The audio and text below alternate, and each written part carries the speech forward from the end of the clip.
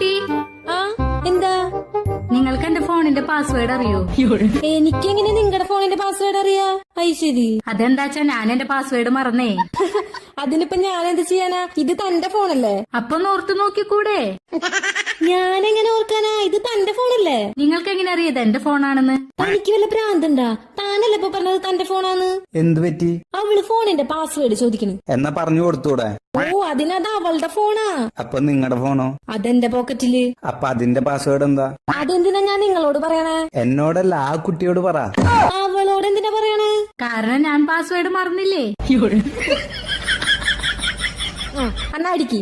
2234 2234. Open ആയി. Thank you. തുറന്ന